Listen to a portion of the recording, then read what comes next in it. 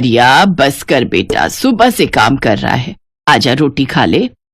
हाँ माँ, तुम चलो, बस ये कढ़ाई तैयार होने ही वाली है। ठीक है, जल्दी कर। कमला और उसका बेटा हरिया एक छोटे से गांव में रहते थे। हरिया के पिता एक लोहार थे और हरिया ने उन्हीं से लोहार का काम सीखा था। लेकिन एक दिन एक हादसे में उनकी मौत हो गई। हरिया शुरू से ही बहुत समझदार था। उसने जल्दी ही काम शुरू कर दिया और पैसे कमाने लगा। वो लोहे के बर्तन बनाकर बेचने लगा और इस तरह घर चलाने की जिम्मेदारी उठाने लगा। अरे वाह, आलू मटर की सब्जी, बढ़िया। आज तो पेट भर कर खाऊंगा। हाँ, जितना चाहे उतना खा। अच्छा सुन, अब तू बड़ा हो गया है रे, कब तक मुझसे घर के सारे काम कराएगा?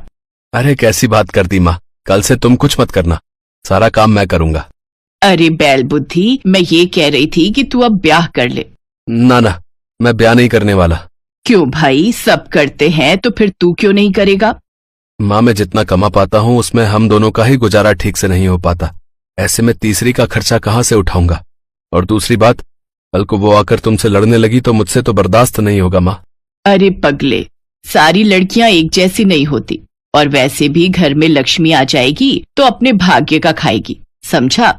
कुछ भी कहो पर मैं ब्याह नहीं करूंगा माँ। हरिया अपनी माँ कमला की बात मानने को तैयार ही नहीं था।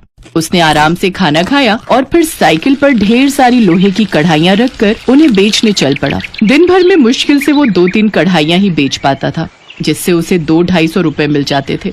बस यही उसकी रोजी थी। और फिर उसी शाम, अरे माँ, ये आलू टमाटर की सब्जी अभी भी रखी है, तुमने खाना नहीं खाया क्या? खाया तो था, पर सब्जी थोड़ी ज्यादा बन गई थी। वो छोड़, ये बता तूने क्या सोचा फिर शादी के बारे में? क्या माँ, फिर वही बात, कुछ और बात करो ना।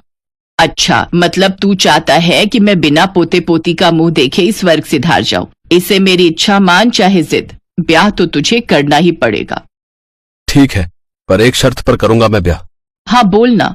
कल फिर से आलू टमाटर की सब्जी बनाओगी? हरिया की बात सुनकर कमला हंसने लगी। हरिया जितना मेहनती और ईमानदार था, उतना ही भोला भी था। अब कमला पर जिम्मेदारी थी कि वो हरिया के लिए उसके जैसी ही मेहनती और भोली भाली लड़की ढूंढ कर लाए। और अगले दिन से ही कमला इस काम में लग गई। और फिर एक दिन बगल के एक गांव में उसे एक ऐसी लड़की मिल ही गई। कमला उसके घर हरिया के लिए रिश्ता लेकर गई।